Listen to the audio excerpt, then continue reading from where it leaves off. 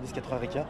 Le dossier Ecopla est tragiquement banal. Une entreprise française désossée par un actionnaire qui vide sa trésorerie en la transférant à l'étranger. Alors Ruffin, remonté comme une pendule, a une stratégie très élaborée pour tenter de les sauver. La question, c'est de se demander comment on modifie une décision à propos d'une petite boîte qui se trouve à Saint-Vincent-de-Mercuse, à l'autre bout de la France. Donc c'est vrai que moi j'aurais dit d'abord il faut monter à Paris. Le premier temps, c'est de la faire exister dans l'espace public.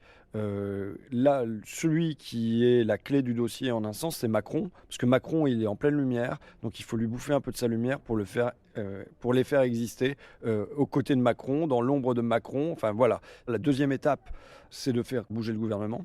Et ça, dans un troisième temps, pour faire bouger le tribunal de commerce local. Dans ce genre de dossier, il est persuadé que les politiques peuvent agir pour influencer les décisions du tribunal de commerce qui statue sur ces affaires. En gros, le tribunal de commerce voit qu'il y a un consensus quasiment national dans les différents partis, avec les différents candidats, y compris les différents syndicats et même le gouvernement pour dire que le meilleur dossier c'est celui d'Ecopla.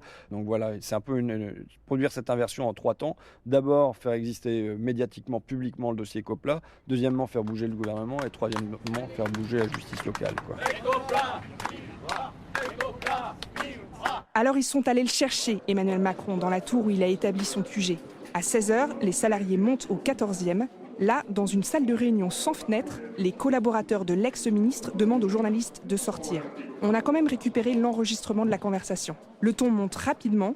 Pendant 1 an et demi, les Ecopla ont alerté l'ex-ministre de l'économie, sans réaction. Mais bon sang de bonsoir, on a une justice dans notre pays, c'est pas parce que vous êtes ministre, Premier ministre ou Président de la République que vous pouvez passer dessus. Non, et ce qui se passe... Mais ce justice avec nous, on a eu de la justice. Qui se passe dans ce vous nous cas... avez répondu le 29 août. Le lendemain, vous démissionnez. C'est pas un foutage de gueule. Mais c'est pas un foutage de gueule, ça s'appelle de la corruption de gueule. Sur un discours. Et là, l'ancien ministre rappelle que la seule manière pour un politique d'agir, c'est pendant la phase de redressement judiciaire, c'est-à-dire quand l'entreprise est placée sous tutelle. Une nouvelle loi facilite d'ailleurs la reprise d'une entreprise par ses salariés. Un peu comme un vieux locataire a la priorité sur l'achat de son logement. Mais si le politique n'intervient pas, là, c'est la liquidation. Et c'est la justice qui décide. C'est ce qui est arrivé aux Ecopla. Le problème qu'on a, il est avant, vous avez une décision du tribunal qui nous fait basculer en liquidation. Et cette décision, elle ne me permet pas à ce moment-là d'agir comme j'en ai la possibilité dans la phase du redressement. Et quand je me retrouve dans la phase de liquidation, on est tous confrontés au même problème, c'est qu'on est pieds et poings liés. Ça fait 1 heure qu'ils discutent et enfin, Emmanuel Macron commence à lâcher. Oui, il a manqué le coche. Il est faux de dire que le gouvernement et l'État ont été inactifs, c'est faux. Mais une chose sur laquelle vous avez raison et que j'assume, c'est de dire que à ce moment-là, je n'ai pas mis le maximum d'impact médiatique sur le sujet Ecopla qui aurait pu faire changer les choses et c'est mon regret aujourd'hui.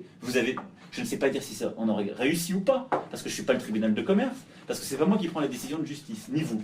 Mais ce que vous avez dit, c'est vrai. C'est vrai, je ne peux pas vous l'enlever. Après la colère des salariés, les excuses du ministre placent maintenant à l'écriture d'une pièce de théâtre qui se jouera face aux médias. François Ruffin, en fin tacticien, propose une sortie honorable au ministre.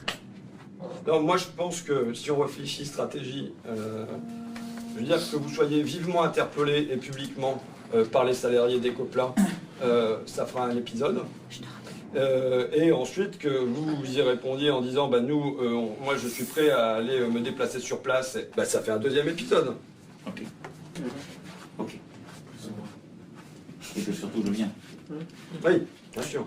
Devant les salariés, Macron accepte le deal proposé par Ruffin. 1. On échange sur le dossier. 2. On vous tient au courant des avancées. 3. Vous m'interpellez publiquement.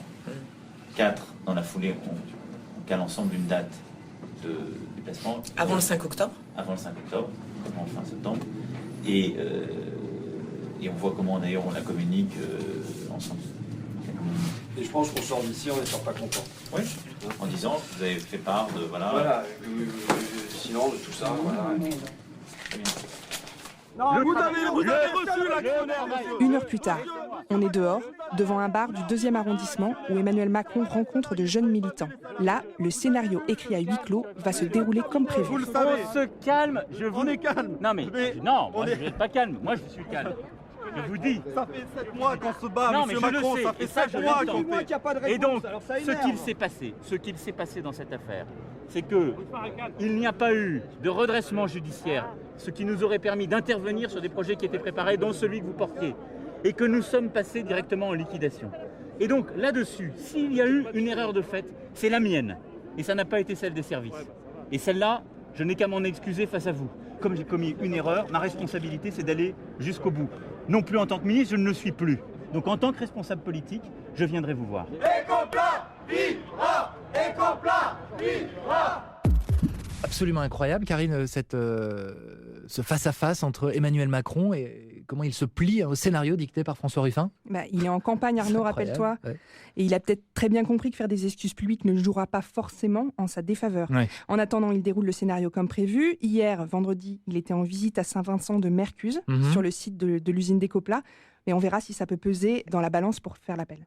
Alors Karine, François Ruffin, lui, de son côté, comment il justifie cette pure mise en scène, cette stratégie ? Eh bien écoute Arnaud, il l'assume complètement. Pour lui, finalement, la fin justifie les moyens. Il y a une phrase de Saül Alinsky, qui est un activiste américain des années 70, sur laquelle je suis retombé ce matin, qui me dit « Dans une lutte, il n'y a pas d'ennemi ni d'allié permanent ». Eh ben voilà, quand on mène une bataille, Macron, qui est l'adversaire d'hier, peut être un allié temporaire. Ça ne veut pas dire que politiquement on l'approuve, mais si jamais il peut faire quelque chose pour Ecopla, on est prêt à s'allier avec lui, quoi.